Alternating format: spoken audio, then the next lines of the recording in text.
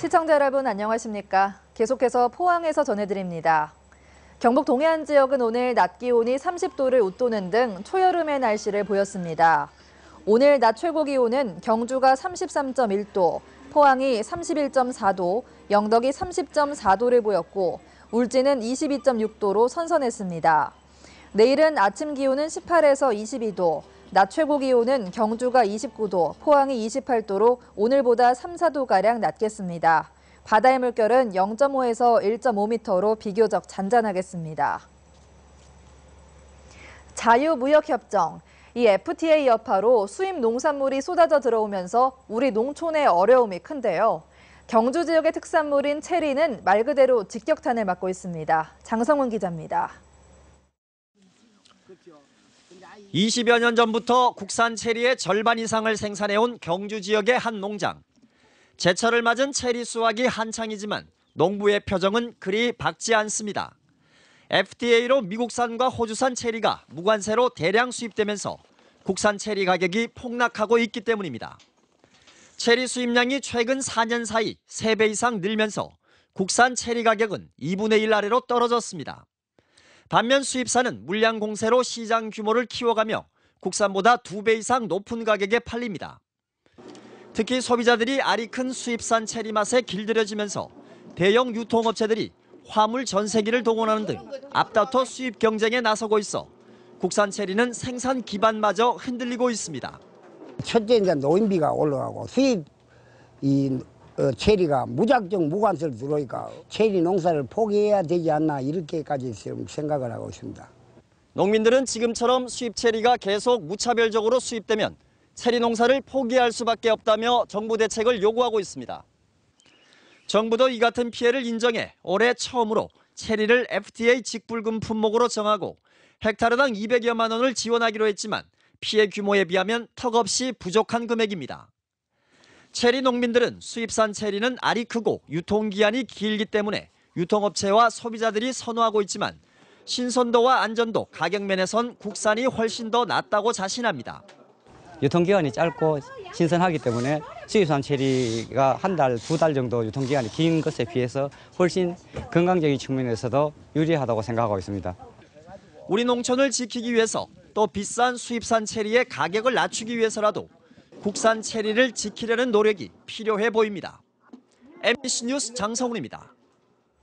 협소한 공간과 시설 노후화로 포항시 용흥동에 있는 경북과학고등학교에 대한 이전 필요성이 계속 제기되는 가운데 도내 다른 지자체들이 경북과학고 유치에 적극 나서고 있습니다. 김천시는 혁신도시 안에 과학고를 유치해야 한다는 입장이고 안동시도 신도청 시대에 맞춰 과학고 유치의 당위성을 강조하고 있습니다. 경산시도 비용 절감을 내세우며 현재 운영 중인 경산과학고와 포항의 경북과학고를 통합해야 한다고 주장하고 있어 포항시와 지역 정치권이 경북과학고를 지키기 위해 적극 나서야 한다는 목소리가 높습니다. 포항시와 포항테크노파크는 KTX 개통에 따른 이용객들의 실태와 파급 효과를 분석하기 위해 오늘부터 설문조사에 들어갔습니다. 4명의 조사원들은 사흘간 나이와 거주지 등 승객 정보와 함께 최종 목적지와 방문 목적 등 25개 문항에 대해 1:1 면접 조사를 합니다. 포항시는 오늘 10월까지 매달 3, 4일씩 모두 1,500명을 조사해 불편사항 파악과 함께 지역경제 활성화 등 대응 체계를 마련하기로 했습니다. 경주시가 2015년 1월 1일 기준 개별 토지 38만여 필지의 개별 공시지가를 오늘 결정 공시했습니다.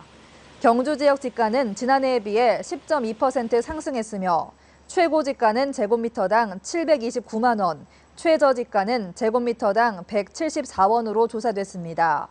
개별 공시지가는 경주시 홈페이지를 통해 검색할 수 있으며 이의가 있을 경우 다음 달 말까지 이의 신청서를 시청이나 읍면동 주민센터로 제출하면 됩니다. 가뭄을 타고 있는 울진군은 수돗물 공급 확대 방안과 농작물 피해 줄이기 등 대책 마련에 나섰습니다.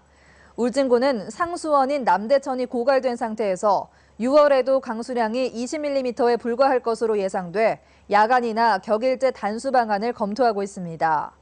울진군은 상간마을은 이미 운반급수가 시작될 정도로 급순환이 심하다며 수돗물로 조경수나 농작물에 관수하지 말 것을 주민들에게 당부하고 하천 굴착과 보유하고 있는 펌프를 대여를 통한 농작물 피해 대책도 추진하고 있습니다.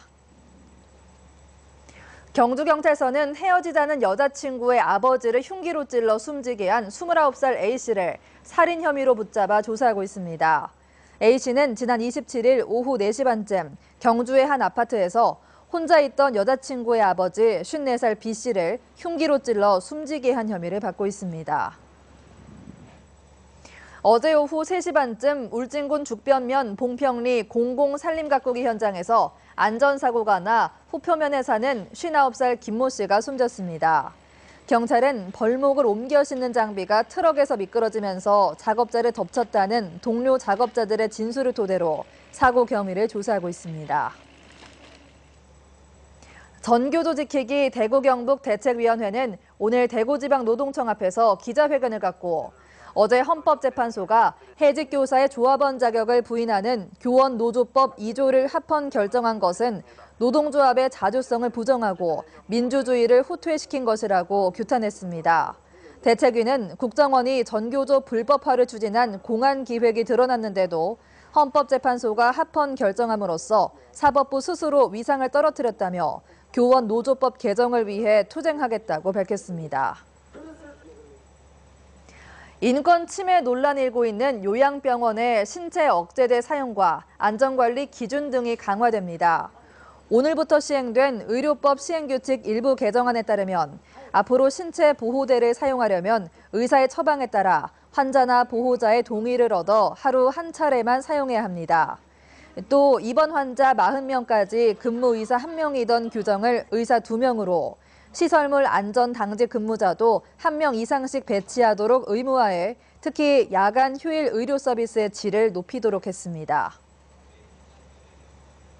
경북관광공사는 다음 달 1일 경주 보문 관광단지에서 제6회 보문호반 달빛 걷기 행사를 개최합니다.